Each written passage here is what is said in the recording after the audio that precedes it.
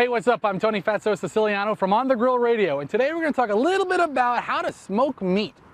You know, smoking meat is gaining popularity all across the country. People love to cook in their backyard this way. And when you think about some of your favorite kinds of meat, especially the kind you get at barbecue restaurants, and you want that smoky flavor, you get it through using a smoker. Think about ribs, think about pulled pork, think about brisket, think about chicken. All can be cooked to perfection on your smoker. Couple of basic rules you have to remember no matter what kind of smoker you're using. The temperature. If you're over 225 degrees, you're not smoking. So we're keeping our temperature low, and when you actually smoke some meat, you have to be prepared to make an investment in time because it doesn't happen in 5 minutes. It's not like cooking a little minute steak. You're going to be investing several hours into cooking the meat exactly the way you want it. And if you have a cheap charcoal grill, you can make that into a smoker as well. Here we have just a kettle grill. If we use the coals all on one side and have our heat source banked to the side, we have the whole other side for using an indirect smoking method of cooking to cook our meat.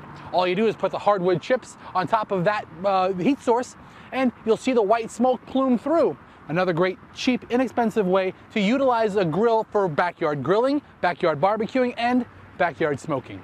An important characteristic to remember when you're eating and looking at smoked meat, you'll see that there's a pink ring. The pink ring is not raw. A lot of people associate pink meat with raw meat.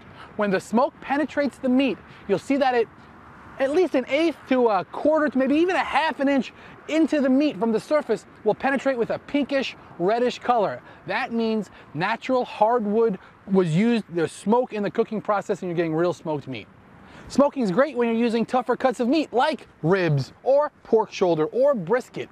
Those pieces of meat are really tough for the most part. The smoking process cooks it at a low temperature. All of the connective tissues just kind of melts, just kind of evaporates, and everything that kept that brisket so tough in the first place just lets it relax and mellow out and get some great smoke flavor, and you're gonna end up with the best cut of the entire animal by letting it smoke. It's gonna be fork tender. Same thing with ribs, same thing with pulled pork sandwiches. Think about pulled pork.